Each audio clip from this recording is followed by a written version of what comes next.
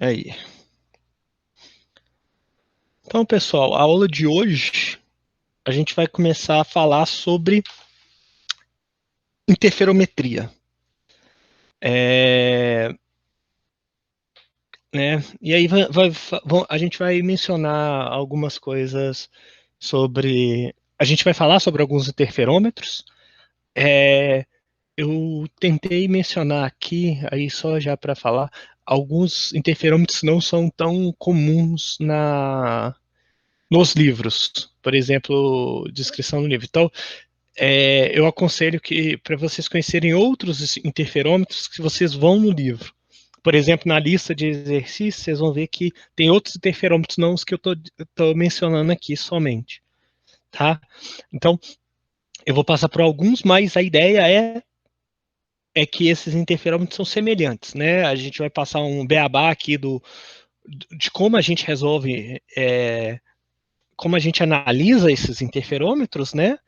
E, e mencionar um pouco sobre quais são as restrições para a gente ver uma interferência.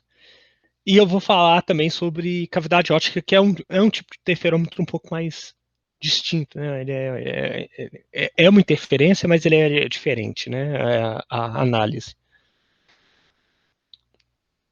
Tá? De onde que a gente pode partir para a gente entender a interferência entre ondas eletromagnéticas? Do princípio de superposição dos campos eletromagnéticos, né? Se eu tiver um campo, por exemplo, elétrico, né, e eu tenho diferentes fontes de campo elétrico aqui, por exemplo, as cargas, quer dizer que o campo total vai ser a soma vetorial dos campos elétricos, né? Isso aqui para uma carga discreta, né, uma distribuição discreta de cargas, ou uma distribuição contínua de cargas, né, dado por essa. Deixa eu pôr um ponteiro. Dado essa parte aqui. Isso aqui. Eu prefiro o ponteiro. Tá? Esse aqui. Da mesma maneira, né, a gente tem a, o princípio da superposição, né, no eletromagnetismo, dado do campo magnético, né? Então, se eu tenho uma densidade de cargas em movimento, ou uma distribuição de cargas em movimento, ou uma corrente, né? Eu tenho também que o campo total vai ser a superposição. Tá? Então, o que a gente espera que para uma onda eletromagnética? Que isso vale também. Né? Então, se eu tiver alguma coisa, diferentes fontes de ondas eletromagnéticas, o que eu vou ver ao final vai ser uma soma. Aqui eu estou pensando só nos campos elétricos, né? Porque lembre-se dos cálculos que a gente fez nas aulas passadas, que se eu souber o campo elétrico, eu sei o campo magnético, eu sei a direção de propagação, eu sei tudo, né? Então, vamos mexer só com o campo elétrico, vamos olhar só o campo elétrico. Então, se eu tenho diferentes fontes de ondas eletromagnéticas, a soma dos campos eletromagnéticos em um ponto vai me dar algo que pode ser uma interferência. Isso que a gente vai chamar de interferência. Essa soma dos campos, né? Em um ponto, tá? Mas geralmente, como eu disse antes, a gente não mede o campo elétrico, a gente mede a intensidade. Então, o que a gente vai ver vai ser a intensidade. Então, como que a gente vai ver isso? A gente vai ver, né, como uma soma do desse desse campo EP ao quadrado, né? Aí aqui eu abro, né? Essa, aí vão ficar duas somatórias, né? Pelo produto escalar entre EP e EP asterisco, né, o conjugado. Então, eu tenho isso aqui, onde EI é da primeira vez que aparece o EP, o conjugado, e o EJ é do outro, né, o produto escalar de duas somatórias, tá? Dessas aqui. Então, a gente tem isso aqui. Isso aqui já é tudo que a gente precisa para calcular uma interferência, tá? Então, se a gente calcular a intensidade, a gente consegue calcular a interferência. O que acontece nessas situações, né, que a gente tem esse somatório? A gente não vai ver aqui, ó, se vocês forem ver aqui, ó, para duas fontes, não é simplesmente a soma das intensidades. Porque se fosse só a soma das intensidades, seria só esses dois primeiros termos. Tá vendo? Só esses dois primeiros termos. Mas a gente tem esses termos aqui cruzados entre as duas fontes, entre os campos elétricos das duas fontes. E esse termo aqui, ó, que está em verde, é o termo de interferência. Tá? Então, esse termo aparece quando a gente faz a superposição dos campos elétricos de duas fontes distintas. Então, aparece esses termos. Quando a gente calcula a intensidade, aparecem esses termos cruzados, e esses termos cruzados que vai nos dar os termos interferométricos. Tá? Alguma dúvida aqui? Professor, Beleza. falando Vamos ver o caso de duas fontes em pontos diferentes, né? Elas estão separadas e elas vão propagar até um ponto em questão, tá? Aqui eu não estou fazendo consideração nenhuma, tá? Então as duas fontes têm vetores de ondas distintos, elas se propagam em direções distintas por uma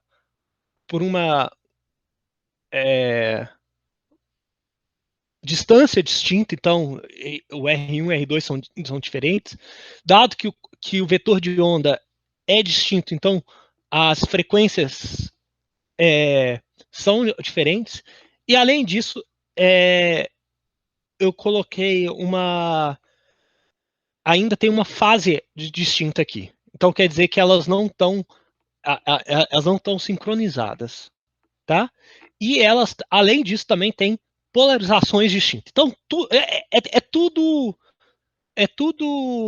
completamente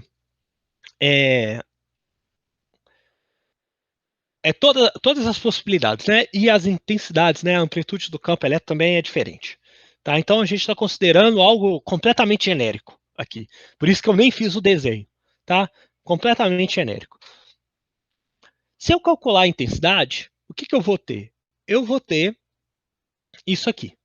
Então eu tenho as intensidades ao quadrado, que essas são fáceis de calcular, porque os termos fora, os termos na exponencial aqui somem, e o vetor de polarização também dá 1, tá? Porque a norma dele é 1, né? Um versor aqui, a direção onde está se propagando onde está a oscilação do campo elétrico, tá? Então, essas são as minhas intensidades. Eu vou considerar que o delta, esse delta aqui, é a diferença entre as fases, essas fases aqui, ó, das ondas planas, e eu vou usar a relação de Euler, tá? Aqui, para escrever como cosseno essa intensidade. Por quê? Porque se a gente for ver, aqui vai aparecer coisas que é o K2 menos K1, né? Aqui dentro, e ômega 2 menos ômega 1, né? Quando eu faço a diferença aqui, né? Eu faço o complexo conjugado. Então, o primeiro termo é complexo conjugado do segundo. Então aqui vai aparecer uma exponencial de θ, né, que tem as diferenças, e aqui vai aparecer a negativa. Então aqui é a positiva, aqui é a negativa, por exemplo. Tá? Então eu tenho isso aqui. Tá? Onde aqui eu já escrevi tudo por intensidade. Então, I ao quadrado, I1, I2, né?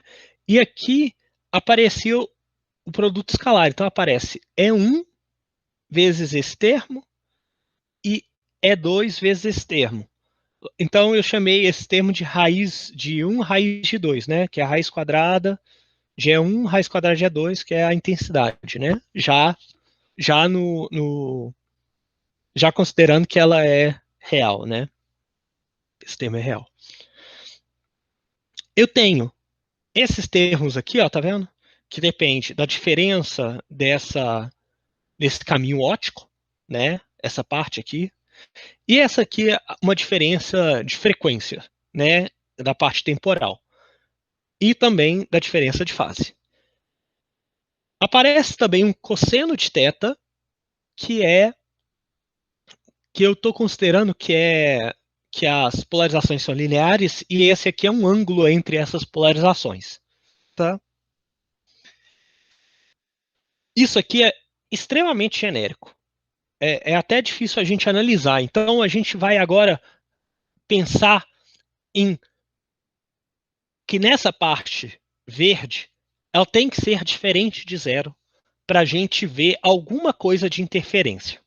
Tá? Se a interferência construtiva que a intensidade é superior à intensidade da soma das intensidades, né, individuais, ou se é inferior, que a gente chama de interferência destrutiva, é inferior à intensidade da soma das fontes, da intensidade das fontes individualmente, então eu tenho que olhar esse termo aqui para ver o que acontece. Então, se esse termo, por algum motivo, for zero, a gente não tem interferência. A gente só vai ter a soma das intensidades das fontes. É como se fosse duas fontes completamente independentes. A gente só vai ver a soma da intensidade. Tá? Então, quais são essas restrições? A primeira aqui que dá para ver, né, é a de polarizações perpendiculares, que aqui é mais fácil.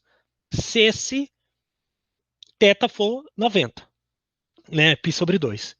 Então, se as polarizações forem ortogonais, quando eu faço o produto escalar dos versores, aqui, né, esses dois, eu tenho que ser igual a zero. Logo, ele vai zerar todo o termo da que pode que é referente à interferência, tá bom? Então, isso é a primeira restrição. Polarizações cruzadas não se interferem, tá? Então, para eu continuar a análise, agora eu quero analisar esses termos aqui dentro desse cosseno aqui, ó. Agora, né? Então, eu vou considerar que eles têm a mesma polarização. Então, o cosseno de θ é igual a 1 aqui, tá bom? Alguma dúvida aqui até agora?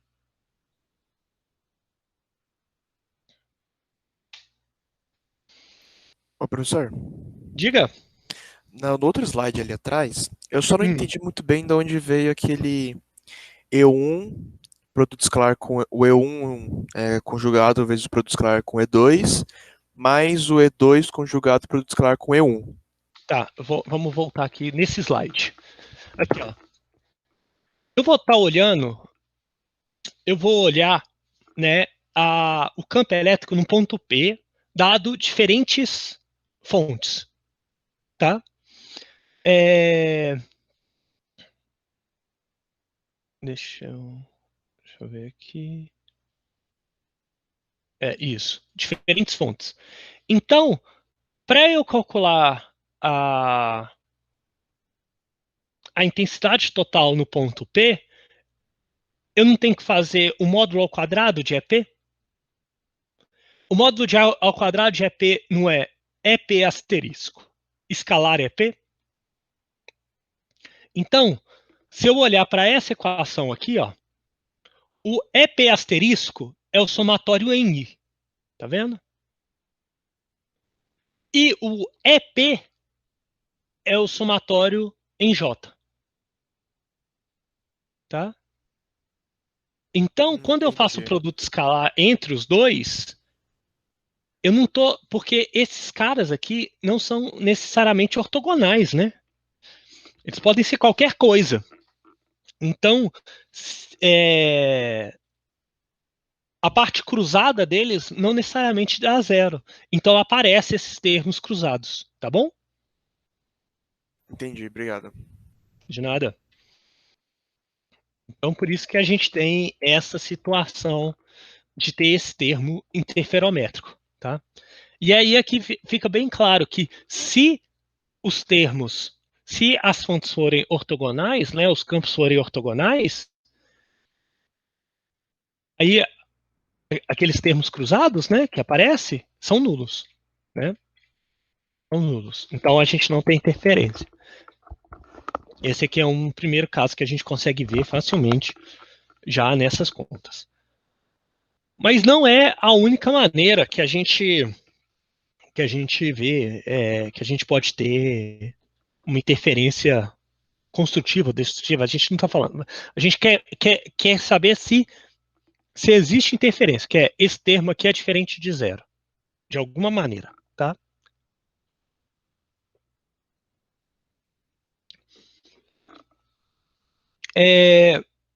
Geralmente, o que a gente tem? Né? Vocês lembram que a gente, nas contas que a gente faz, geralmente a gente considera médias temporais. Por quê? Porque geralmente a gente tem um detector, alguma coisa, né? Ou os nossos olhos mesmo, que a gente não vai ver a oscilação da onda, né, eletromagnética, que é muito rápida. O que nós vamos ver é, é uma média temporal ao longo, né, aqui eu coloquei de um tempo tal, de, que, que a gente vai ver essa média, né, da intensidade ao longo de um tempo. Então, desculpa. Então, o que nós vamos ver vai ser isso aqui. Vai ser uma média, tá? Da resposta, tá? Então, eu vou fazer a média em tudo aqui. A média das intensidades de 1 e 2, eu peguei essa equação aqui, tá? De baixo aqui, ó.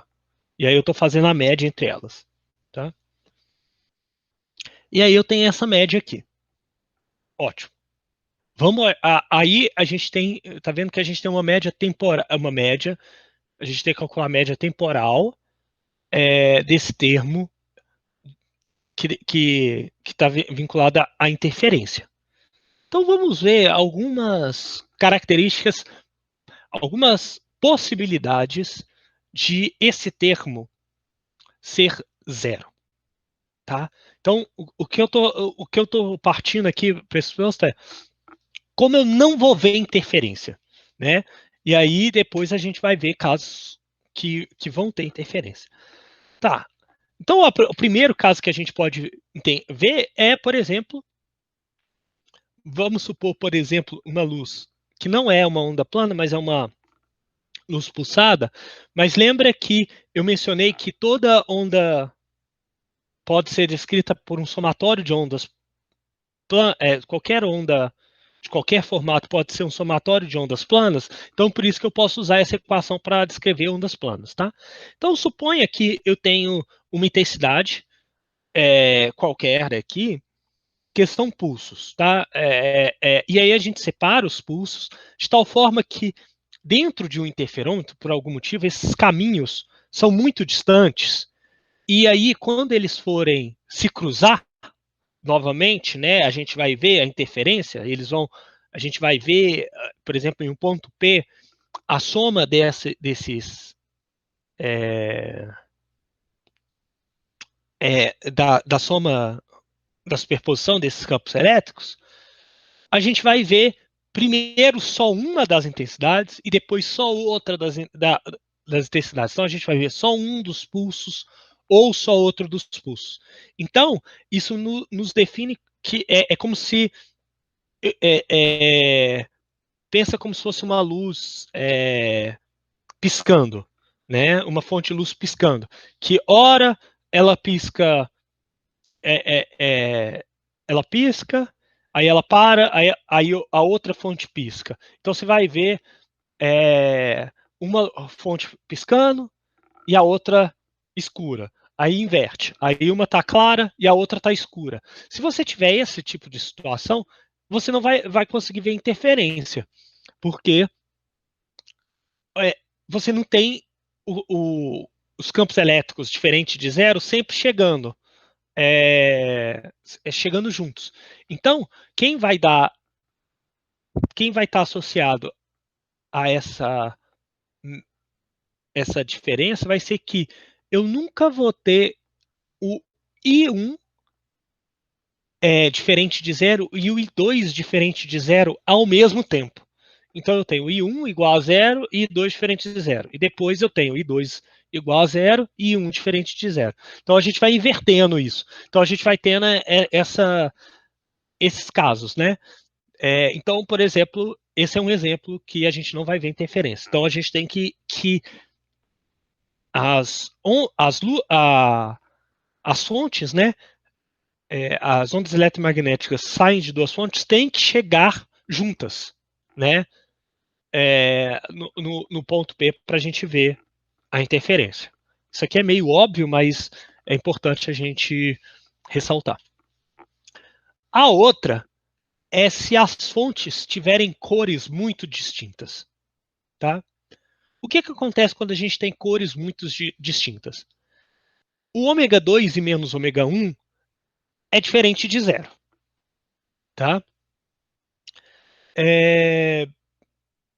Então, se as cores forem muito distintas, quer dizer que esse valor aqui, ômega 2 menos ômega 1, né, ele é diferente de zero e ele pode ser muito maior, né, vezes o tal aqui, que é esse termo multiplicativo, né, tem que ser muito maior que 2π.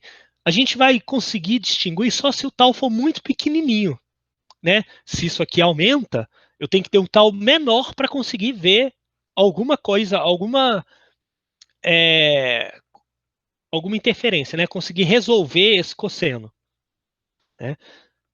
Mas geralmente esse tal igual eu disse, ele é muito grande. Ele está na ordem de milissegundos, por exemplo.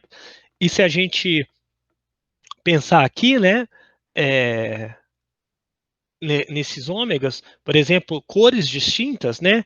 Elas estão sendo as distinção de cores que nossos olhos fazem, por exemplo, é na casa de terahertz, né? Ou é, 10 a menos 11, 10 coisas 10 a 10, né? Para a gente conseguir ver alguma distinção de cor. Então veja que eu precisaria de uma resolução aqui de 0,1 nanosegundos, não microsegundos, milissegundos, para a gente conseguir resolver. E não é o caso. Então, o que a gente vai ver é a média. E aí, a gente vai ter um termo de cosseno, né? Aqui, proporcional a cosseno de ômega 2 menos ômega 1. Se esse tal está indo para infinito, que é o caso que eu disse, ele é muito grande se comparado ao inverso dessa diferença, então eu posso considerar ele infinito.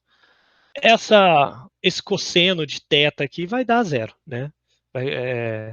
Eu esqueci do 1 sobre tal aqui, né? Então isso aqui vai ficar oscilando entre menos 1 e 1, mas eu tenho 1 sobre tal aqui que vai me levar para zero, tá?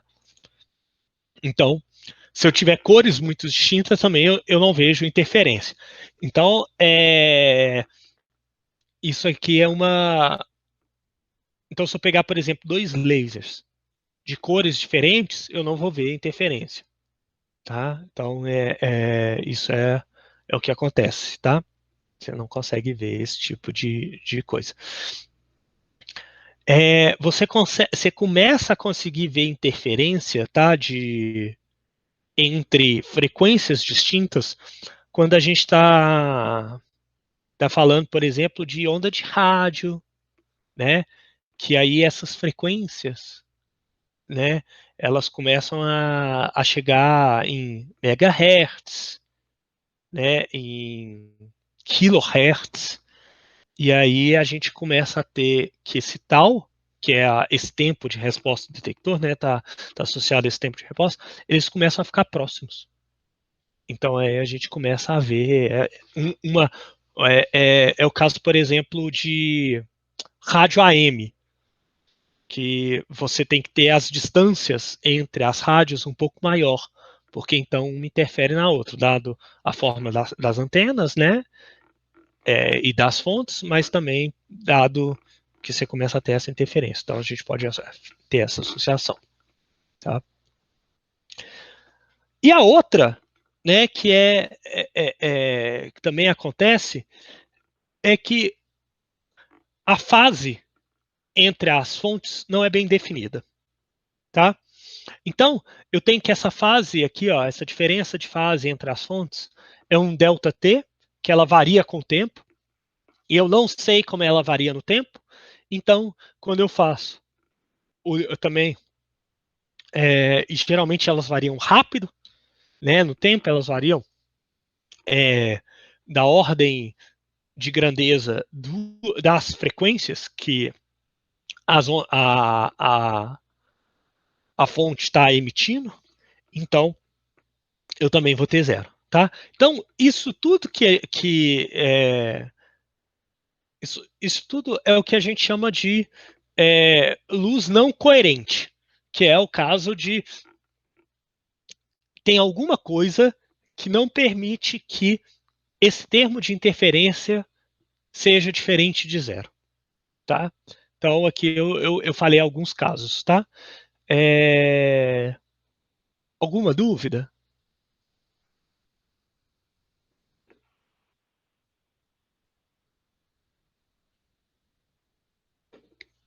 Beleza. Tá?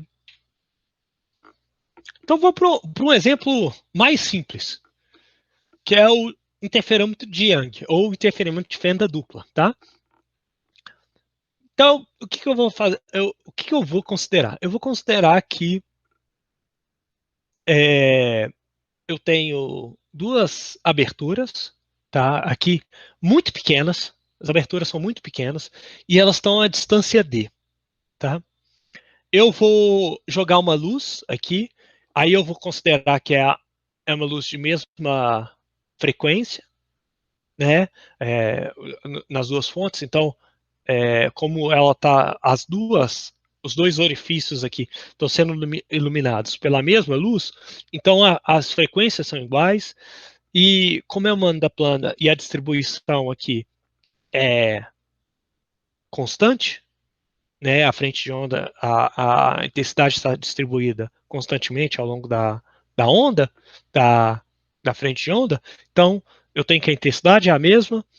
Como eu não tenho inclinação dessa onda aqui, ela está chegando ao mesmo tempo, então quer dizer que se eu tenho se a onda está chegando no máximo aqui nessa orifício, ela também está chegando no máximo nesse orifício, então quer dizer que aquela diferença de fase é nula, né? Aquela diferença de fase inicial é nula.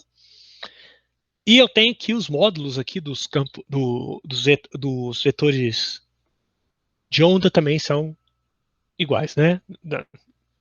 Porque as frequências são iguais, tá? Então tá tudo aqui junto. E eu vou olhar aqui no ponto P, aqui ó. Então eu vou um aparato aqui e tal, e eu quero olhar um ponto P qualquer nesse aparato, tá? E nesse anteparo. E nesse anteparo tá, ele está a uma distância L é, da minha fenda dupla, tá bom? Aqui eu não estou considerando, eu estou considerando esses orifícios bem pequenos, então eu vou considerar eles infinitesimais, como se fossem fontes pontuais. Se eu estou considerando ele como fontes pontuais, pelo princípio de Huygens, essas fontes geram, né, essas fendas geram ondas esféricas, né? Então são ondas esféricas aqui que geram. Mas, geralmente a gente está falando de coisas que são, a gente olha a interferência, né? Em uma distância muito maior do que o comprimento de onda da luz, né? Se a gente for pensar, por exemplo, na luz, nossa, se a gente está fazendo isso com luz visível, né? A, a luz visível ela está na ordem de décimos de micrômetros, né? Centenas de nanômetros. E geralmente os aparatos, né? Vocês vão ver no experimento que vocês vão fazer, no experimento 3, ele vai estar em dezenas de centímetros, né? Para a gente ver a interferência. Então é muito maior. Então esse L muito maior do que lambda aqui é uma consideração muito razoável, né? E se isso é verdade, a gente pode aproximar essa fonte de onda esférica para uma onda plana, né? Por quê? Quando eu estou próximo, eu vejo a curvatura. Mas quanto mais distante eu estou, essa curvatura vai começando a ficar cada vez mais borrada, tá vendo? Chegando muito próximo de uma onda plana. Então, se eu tenho um L muito maior do que o lambda, né, o comprimento de onda, eu posso considerar que minha fonte pontual aí não é dado por uma onda esférica, mas sim por uma onda plana. Tá bom? Então, aí as contas, eu usar, por exemplo, essa equação que a gente usou, que é a superposição de duas ondas planas, a gente pode usar para esse caso. Tá?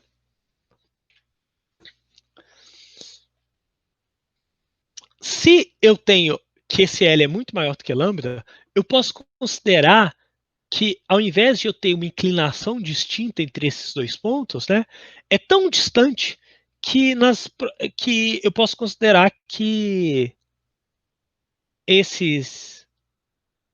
os feixes que saem dessas duas fontes são paralelos. Logo, eu posso considerar que os vetores de ondas, independente da fonte, é na mesma direção. Tá? Então, a diferença entre esses dois feixes, né? É porque aqui, ó, se eu calcular, né, eu vou ter uma fase dada pelo caminho óptico dado por K, R2 menos R1. Então, eu quero saber só a diferença de caminho óptico entre R2 e R1. Isso que vai me dar a... Esse vai ser o único termo diferente de zero dentro do cosseno, né? Porque se as frequências foram diferentes, são diferentes, são iguais, então isso é zero. Eu considerei que a fase é zero, né? Essa fase adicional é zero por causa da forma que a gente está iluminando as fendas. Então só sobra esse termo diferente de zero, né? E ele é dado essa diferença, né? Se eu considerar que tem um ângulo θ aqui, ó, essa diferença φ, aqui tá delta, mas eu estou considerando φ nas minhas contas, né? É dado por d seno θ. Tá bom? Então a intensidade total, né, vai ser 2 vezes I aqui, né? Porque I1 e I2 eu estou considerando igual, aqui, ó. 1 mais cosseno desse negócio aqui. 1 mais cosseno eu posso substituir por 2 vezes o cosseno ao quadrado, né, desse cara, sobre 2. Então tá aqui. KD sobre 2 seno θ. Então aqui eu substituo o R2 menos R1 por D seno θ e usei essa identidade trigonométrica. E chegando aqui, eu posso pegar o seno θ, esse seno θ aqui, ó, é igual ao seno θ aqui do meio. Como eu estou considerando eles paralelos, eu estou considerando que qualquer ponto aqui, né, tem esse mesmo ângulo θ, aproximadamente. Então, esse seno θ vai ser o y, que é a distância do ponto P à origem, sobre L. Isso é a tangente. Como esse ângulo aqui é muito pequeno, a tangente de θ vai ser aproximadamente o seno de θ. Tá? E que é igual a θ, né? Aproximadamente igual a θ, o que dá que esse seno θ é y sobre L, que é isso aqui. Tá? Então veja que a gente tem a interferência, né? Um termo aqui que ao invés de ver uma onda plana, né, a soma das duas ondas planas, o que nós vamos ver? Nós vamos ver faixas claras e escuras dado esse cosseno θ. Né? Então o que a gente vê vão ser faixas claras e escuras, tá vendo? A gente pode calcular, né, aqui, analisando esse delta, né, que é essa diferença de caminho óptico, né, é dada por essa diferença de caminho óptico, que a gente pode ter, por exemplo, uma interferência construtiva quando esse cosseno ao quadrado de θ é igual a 1, então é igual a nπ, né? Então eu consigo achar o y igual a n L lambda sobre d, né, fazendo a conta aqui.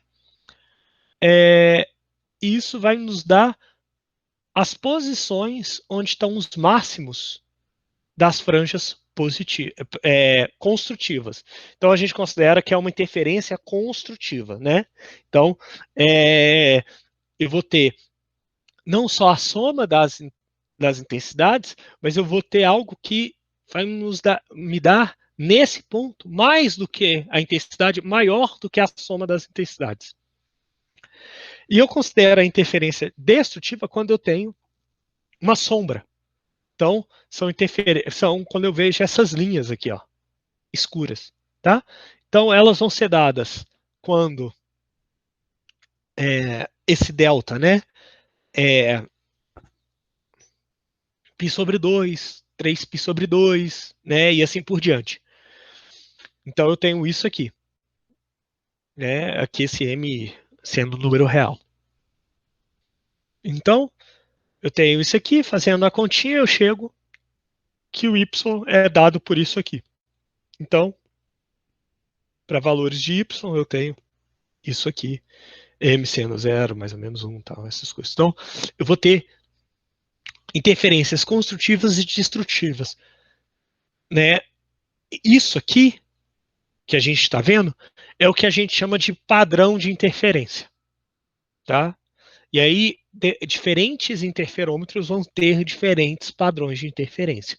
Esse aqui é o padrão de interferência característico de uma fenda dupla, ou do interferômetro de Young. Tá bom? Alguma dúvida?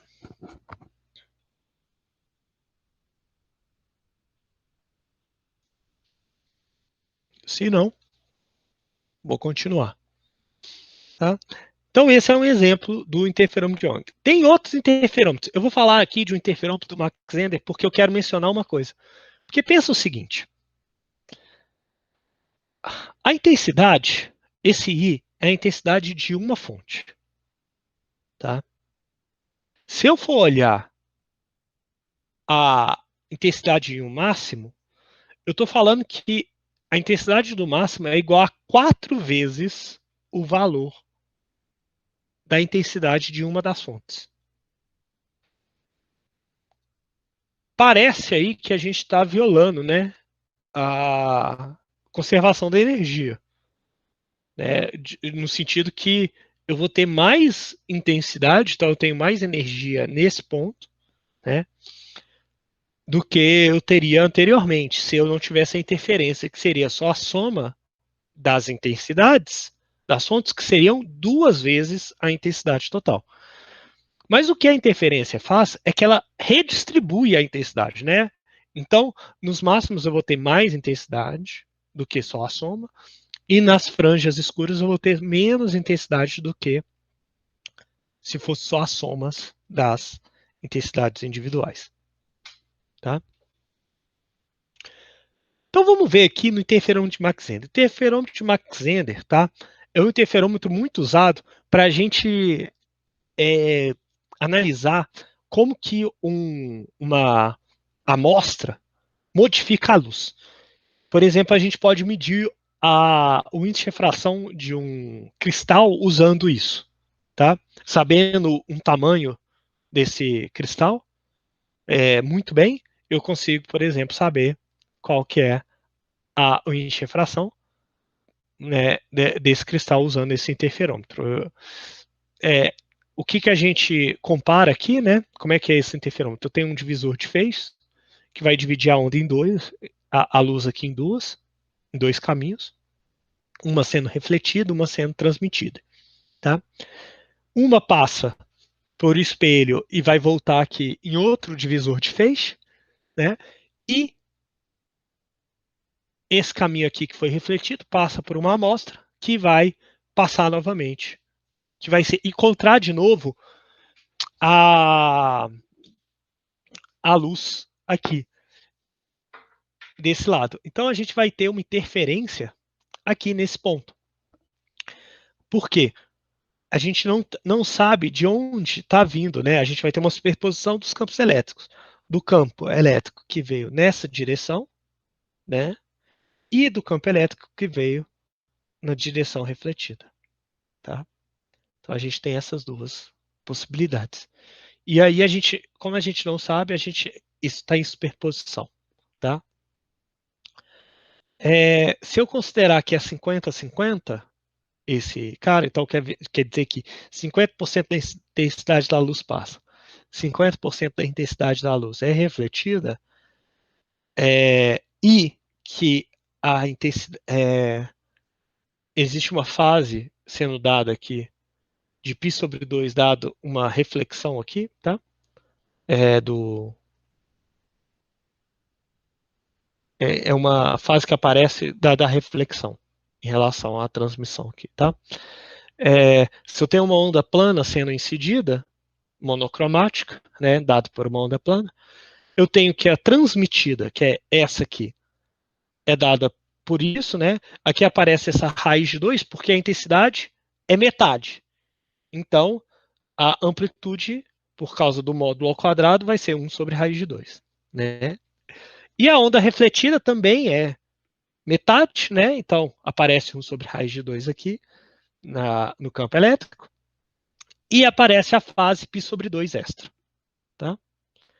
Então, veja que se eu olhar a energia dividida entre os caminhos, né, a intensidade em cada um dos caminhos, e somá-los, eu volto à intensidade inicial. Tá vendo? Do jeito que eu montei aqui. Então, esse 1 sobre raiz de 2, né, que vai aparecer ó, nesse meio, mais meio, isso aqui dá 1, que volta à intensidade inicial. Tá bom? Que é dessa onda aqui. Tá? Agora a gente vai ver o que acontece com a fase da onda, né, para o caso transmitido e no caso refletido. No caso transmitido, né, o caminho óptico, aquela fase, né, dado por... Eu só estou olhando essa parte aqui, não estou olhando a parte do tempo, porque a parte do tempo, como eu disse anteriormente, a gente pode desconsiderá-la, dado que a gente tem que... A gente faz a média no tempo. Então, essa média no tempo vai dar um módulo ao quadrado, disso vai dar o meio, que aqui eu já considerei o meio, tá vendo? Aqui eu já considerei esse meio que aparece dado ao valor médio no tempo, tá? Da onda. Então vamos olhar agora a diferença de caminho óptico entre esses caras. Então, a fase dada pela propagação aqui no transmitido é dado por KL. L sendo, por exemplo, essa distância percorrida entre um beam splitter e o outro beam splitter, ou divisor de feixe, tá? A gente geralmente usa beam splitter, que é tão comum, tá? O divisor de feixe. E o caminho refletido, né? Eu tenho uma amostra, por exemplo, de tamanho D e índice de refração N. Então, eu tenho que, se esse caminho também é L, né? Veja que é um retângulo, então a soma desse lado com esse é igual à soma desse lado com esse. Se não for, então o caminho geométrico é o mesmo, mas o caminho óptico depende do índice de refração. Então eu vou tirar, né? Aqui, ó. Então está propagando no ar L menos D, né? Então a distância no ar é L menos D, aí vezes K, mas dentro do material aparece o N, né? Do índice de refração. Então o caminho óptico vai ser NKD. Então essa é a minha fase extra. Então a fase do refletido é dado por essa equação aqui.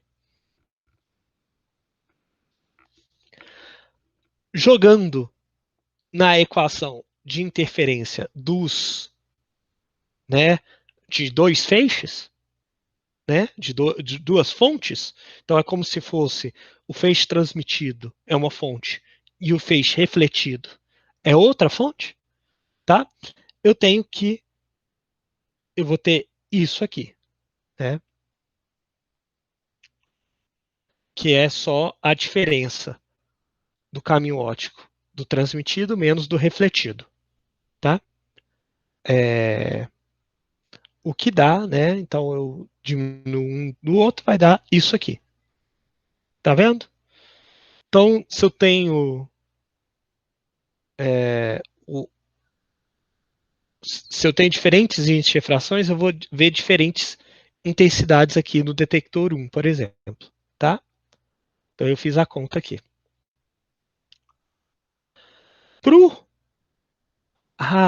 Só mencionar, tinha uma fase π/2 aqui, ó, que se eu estou olhando o detector 1,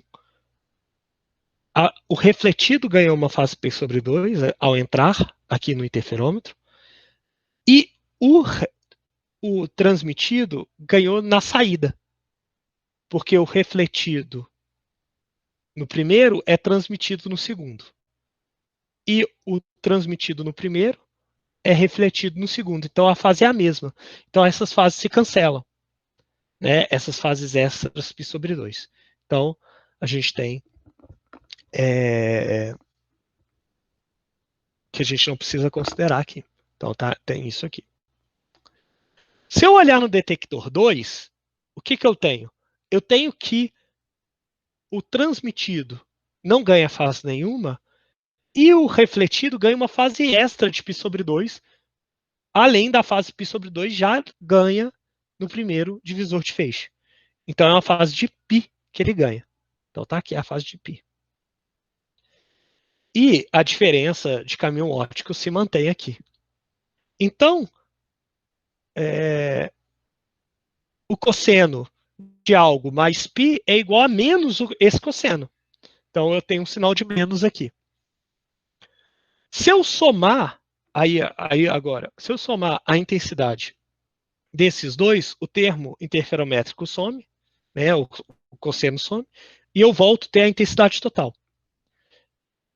Né? Então veja que nessa situação eu tenho a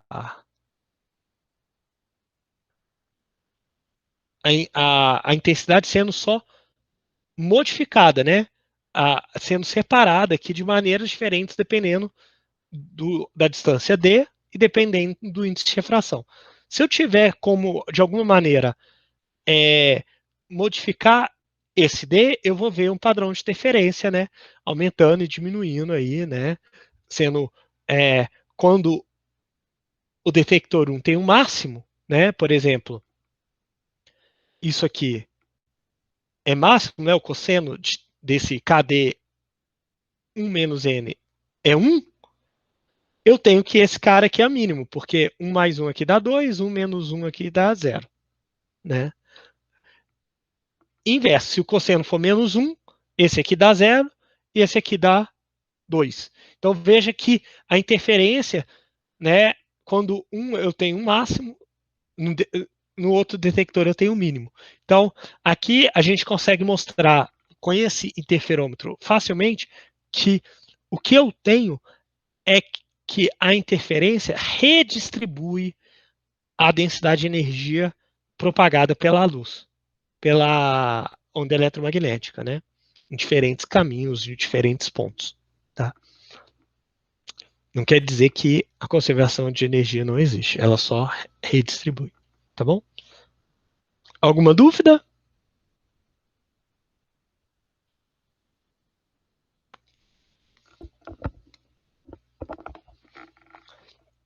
E para terminar a aula, a gente vai falar de um exemplo que é uma interferência que tem mais de uma, são mais de duas fontes. Né? A gente tem que tratar como mais de duas fontes, que é o caso da cavidade. Uma cavidade.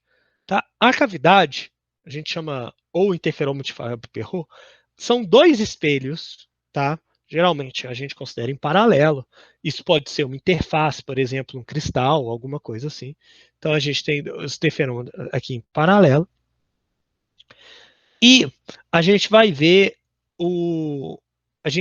que esses espelhos, eles não são espelhos normais, eles são espelhos semi-transparentes.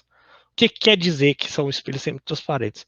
Que ele tem uma chance, igual um divisor de feixes que eu mencionei anteriormente, uma chance da luz ser transmitida e uma chance da luz ser refletida. Então, toda vez que ele passa pelo espelho, ora a luz vai ser transmitida, ora vai ser uma refletida. Se a gente for pensar, é como se fosse um vidro, né?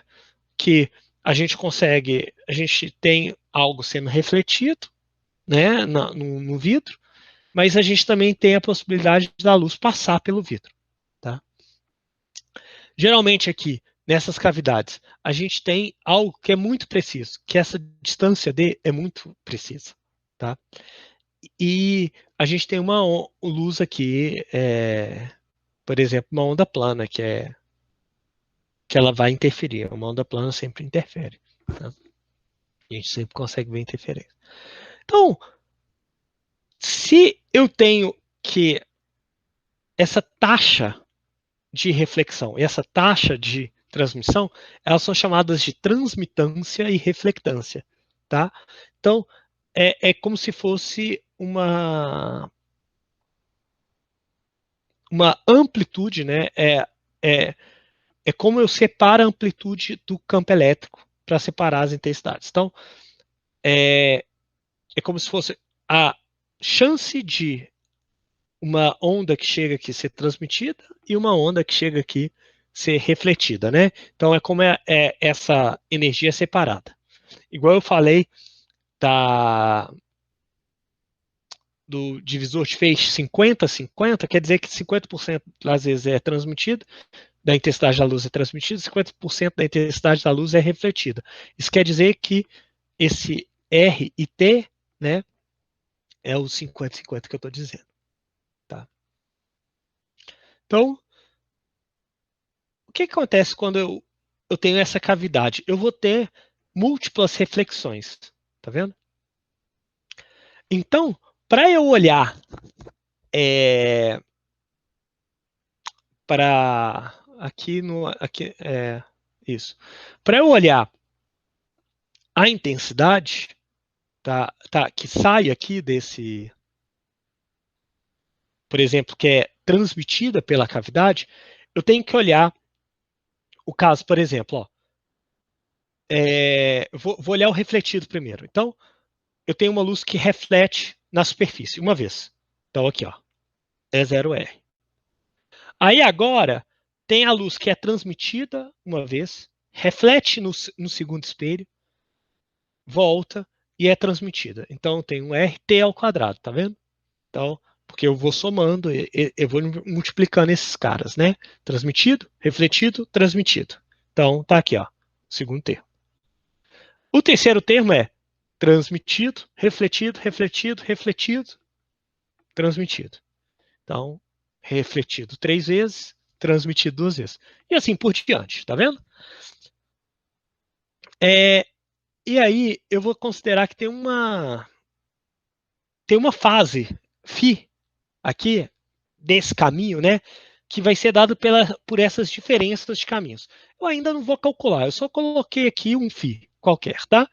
Que é, é uma fase dada pelo caminho óptico entre os espelhos. Então, eu viajar entre os espelhos. Então, por exemplo, entre o primeiro e o segundo, eu tenho uma diferença, eu viajo duas vezes entre os espelhos, né? A ida e a volta.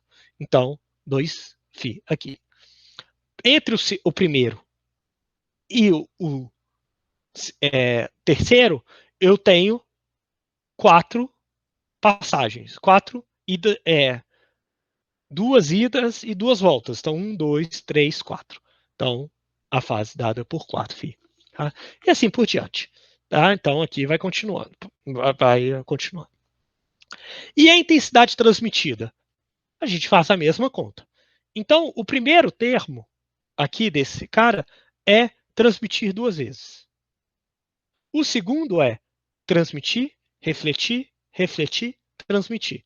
Então, refletido duas vezes, transmitido duas vezes. Aí a gente vai somando, multiplicando esses fatores, tá? E aí o terceiro é refletido quatro vezes, transmitido duas vezes. E as fases, né? Veja que as fases aqui agora, ó, eu tenho a fase uma vez, né? Eu, eu, eu ando entre os espelhos uma vez, eu ando entre os espelhos, agora na segunda transmissão, três vezes, então, uma, duas, três. Na, na terceiro fez transmitido, cinco vezes e assim por diante, tá? E aí eu faço o módulo ao quadrado disso. Aí a pergunta, eu não lembro quem fez no começo da aula, veja então que eu tenho que fazer o módulo ao quadrado do campo, porque o que eu estou fazendo? Eu estou somando os campos, né? Eu estou fazendo a superposição dos campos. Agora, para calcular a intensidade, eu tenho que fazer o módulo ao quadrado, né? Então aí vão aparecer os termos cruzados, tá? Vamos fazer essa soma aqui, ó, só para a gente saber, tá? Essa fase φ ganha, tá? Ela é uma fase da propagação entre os dois espelhos. Então, a princípio, ela seria uma fase φ KD sobre cosseno θ, que é esse delta aqui, ó. Eu estou calculando esse delta aqui, tá?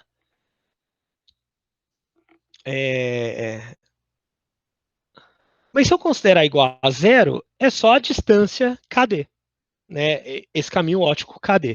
Então eu vou fazer essa consideração, tá bom? Aqui é só, eu fiz com esse ângulo θ primeiro, só para ficar mais fácil da gente visualizar as reflexões, tá? Então eu vou considerar que essa incidência aqui, ó, é plana, é normal aos espelhos, tá? Então o que eu tenho? Eu tenho que essa fase φ é um IKD, tá? Então esse φ, né, vira IKD. E veja que se eu estou olhando o refletido, o, é, o refletido, isso, eu posso tirar o t ao quadrado aqui, ó, tá vendo? Porque o t ao quadrado sempre vai aparecer. Por quê? Eu só vou ter coisas transmitidas se for t vezes, tá? É t ao quadrado vezes, é duas vezes. Transmissão sempre é só duas. Essa fase φ aqui, me desculpe, eu coloquei aqui, mas ela não existe, tá? Isso aqui não existe, tá? E eu tenho um somatório aqui, ó, de zero a infinito, né? De r ao quadrado, é, de r ao quadrado. Espera aí.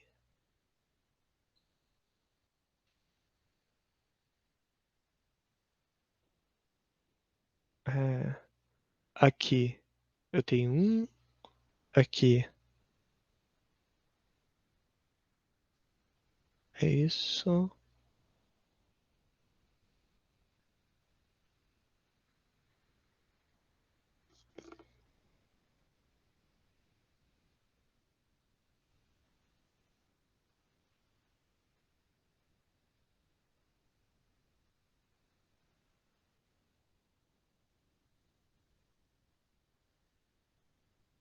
Peraí. Tem um errinho aqui.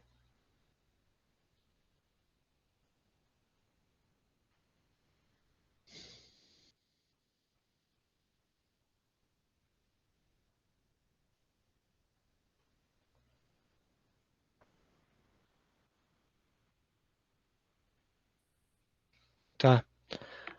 Esse aqui é a intensidade não é do refletido, é do transmitido, tá? Esse aqui é do transmitido, que é T, tá? É do transmitido, porque sempre vai ter vai ter T ao quadrado, tá? E os R's vão de 2 em 2. R a, 4, R a 2, R a quarta, R a 6, etc. E aí eu coloco N igual a zero aqui, por quê? Que aí vai dar elevado a zero. Isso aqui é 1, que é o primeiro termo, tá bom? Isso, tá? Então eu tenho esse somatório. Esse somatório, ele é nada mais do que, tá vendo esse termo aqui dentro? Esse termo aqui dentro, ele tem um módulo, a norma, menor do que 1, né? Porque o R, ele é de 0 a 1, né? Porque os módulos de t ao quadrado, r ao quadrado, tem que ser 1, tá? Então, eu tenho que isso aqui é menor do que 1. Isso aqui é a série geométrica, que o somatório de x, esse x sendo aqui, né, x elevado a n, é 1 sobre 1 menos x. Então, aqui, eu faço isso aqui, tá bom? Então, eu só fiz a soma aqui dessa, desses termos, tá bom? Então, eu tenho isso aqui. E eu tenho ainda o módulo ao quadrado aqui, que eu mantive, né, o módulo ao quadrado, tá? Então, eu tenho isso aqui. Eu vou fazer umas continhas aqui, tá? Então eu vou considerar o R transmitido, né? Aqui, ó, eu vou considerar a reflectância e transmitância, tá? Sendo um R, porque esse número pode ser complexo, porque você pode ganhar fases na transmissão e na reflexão distintas, tá? Então eu vou considerar um Rzão aqui, dado em uma fase dada, e a transmissão também, um T em uma fase dada. E eu vou considerar um delta, tá? Dado por 2πd sobre lambda, que é esse termo aqui, ó, tá? Tá vendo aqui dentro? E se eu considerar mais uma fase, que é aqui, né, dado pela reflectância, eu chamo de delta. Então, eu tiro esse termo da fase, eu vou colocar aqui, da reflectância, coloco aqui dentro. Igual eu mencionei que o beam splitter tem uma fase π sobre 2. Tá? Aqui é uma fase qualquer. Então, aparece um Q aqui e eu vou chamar isso tudo de delta. Então, eu tenho embaixo, né, algo que é módulo de 1 menos Rzão, né, exponencial de I θ. Deixa eu ver aqui. Me desculpa, aqui é raiz quadrada. Aqui, ó. Eu esqueci a raiz quadrada aqui, ó. Tá? Raiz quadrada aqui. Então, fazendo essa conta, eu tenho que isso é 1 mais r ao quadrado menos 2r, o cosseno de delta. Tá? Então, essa parte de baixo me dá esse termo aqui.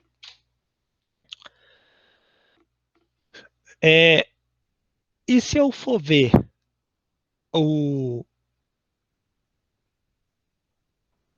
aqui eu tenho um t ao quadrado que eu vou substituir, tá? Por esse termo aqui. E ele é um módulo também, então esse termo aqui some no t ao quadrado. E aí aparece t a quarta, tá vendo? T a quarta. Então, t a quarta, né, eu posso substituir ele por é 1 menos r ao quadrado. Por quê? Porque se eu substituir aqui, ó, veja que eu tenho que r mais t é igual a 1. Então, isso aqui vai ficar 1 menos r ao quadrado, que eu consigo aqui juntar as coisas e escrever dessa maneira aqui, tá? Junto com esse termo aqui de baixo. Tá? Essa continha aqui não é muito difícil fazer, não. Eu dei uns saltos aqui, tá? Mas você consegue mostrar que isso é verdade fazendo a consideração que T mais R é igual a 1. Tá? Então, fazendo essa continha, você consegue. Fazendo essa consideração e usando esse resultado aqui, a gente chega nisso aqui, tá bom? E aí a gente vai ter essa equação aqui, que é a equação da interferência de uma cavidade de Fabry-Perot, né? Da cavidade, do interferômetro de Fabry-Perot ou de uma cavidade, que é dado por isso aqui. Tá? Isso aqui é o caso é uma soma de lorentzianas, tá? Isso aqui é um sobre 1 mais x ao quadrado é uma lorentziana, tá? É uma função que ela aparece muito em ótica, principalmente porque as distribuições, por exemplo, isso é uma cavidade de Fabry-Perot e a gente usa, por exemplo, em laser. Um laser é uma cavidade, uma fonte dentro de uma cavidade. Então, os espectros do laser são lorentzianas. O que é essa lorentziana? É uma função, parece uma função gaussiana, mas ela sobe mais, ela é mais fininha, tá? Ela sobe mais rápido. E eu tenho um termo que é um termo que identifica essa minha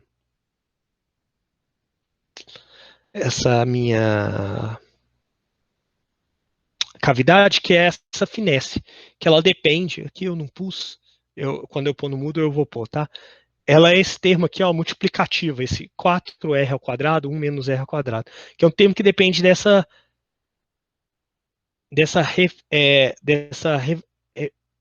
quanto a luz fica presa dentro dessa cavidade.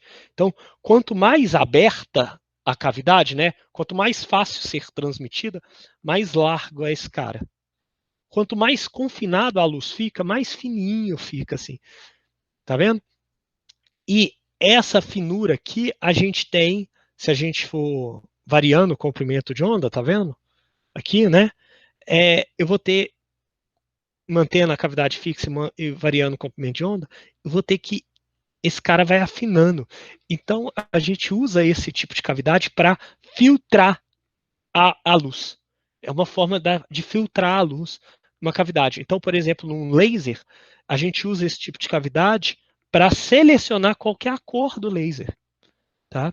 Então, esse tipo de coisa que a gente usa. Tá? Então, aqui a cavidade de Fabry-Perot é um exemplo extremo que a gente tem uma interferência múltipla. Tá? É um exemplo. A gente tem outros, vocês vão ver em outros casos, mas aqui é um exemplo simples de interferências múltiplas. Tá bom? Alguma dúvida?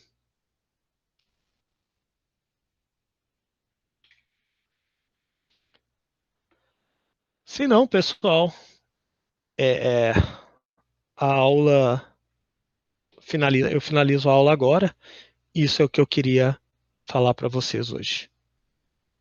Tá bom?